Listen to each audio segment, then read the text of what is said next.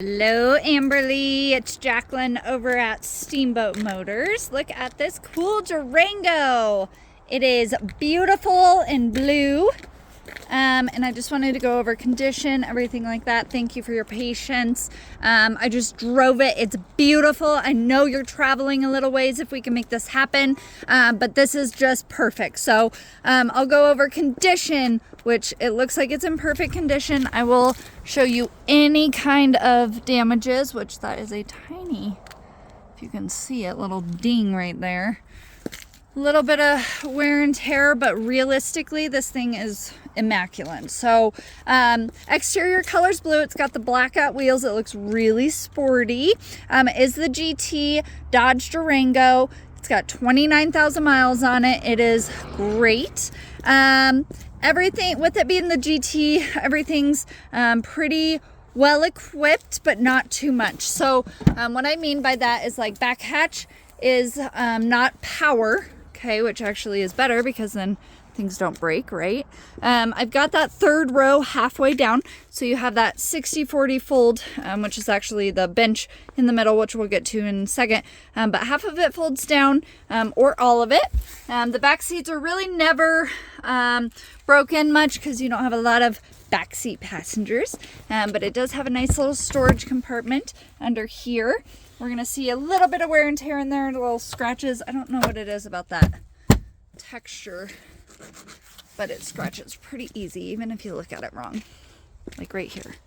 See, I looked at it wrong and it scratched it. Just kidding. Everything looks great in the car. We're gonna get into the second row. Tires are good. Got black leather interior. It's beautiful. The floor mat even goes all the way across. It does have the carpet mats as well. It does have the bench seat. So newer Durangos are going to have that middle seat missing. So there's room for an extra butt. Fan controls if you have a doggo. There are controls in the back, or if you have kids, obviously. But I've had people complain about that. So there are climate controls in the second row. Door handles match the car color, which I really like. There's a couple little scratches on the door handle itself. Sorry, it's dirty, dang it. It's really hard to keep stuff clean in Steamboat. I'm sure Montana's the same. Okay, so I left the car off so that we could start it and I could show you that the battery problem has been resolved.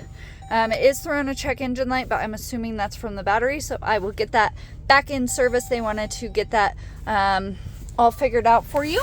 Does have pretty well equipment. By that I mean automatic lights, so you don't really have to worry about your lights. You do have manual lights if you wanted to use them. The gas cap is not accessible just from the exterior. You have to push the button. Has a manual brake for your emergency brake. All of your door and window controls are here. Auto for the front too, the back are not. Okay, mirrors are heated and automatic. From the steering wheel, we have your manual shifters, so minus and plus here for your manual shifting, which we'll go over in 1 second. You have all your voice recognition controls, all of your menu controls for the upper display there, and then we have our cruise control options. Once we get down into the center console area, it's got a trailer brake controller right below that push button start. So that's super cool. It's already well equipped. It can tow if you need it to. I wouldn't say it rates super high, but I can get the specifications of that for you if you're interested. We have a half touchscreen, half manual button.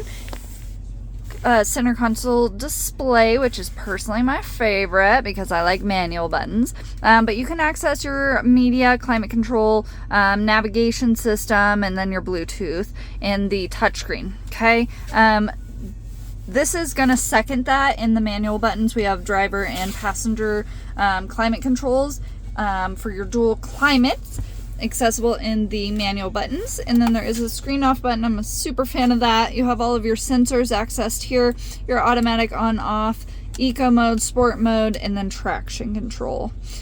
These big knobs actually control the fan, things like that. I don't know if you're familiar with that, but it's pretty fancy. And then this is my favorite shifter produced ever. I've had a couple Dodge products and there is no shifter like this one. I don't know what it is. It just feels solid. It's still a shifter. It's not a knob. People like to grab an actual shifter, and it's really seamless. It's super sporty when you go into that manual mode, which is actually going to be where you get your plus and minus for the manual shifting. But you can slap shift it by bumping it down to drive, over to manual, and then up is down in gears and down is up in gears. So that's kind of a cool feature in the snow. And it also has remote start. So I did want to point that out. A lot of vehicles don't have that remote start system, and it does. It's also got a 2-story center console, which I'm super jealous of. A glasses holder, which is great. You don't know what you got until you don't got that. So there is everything.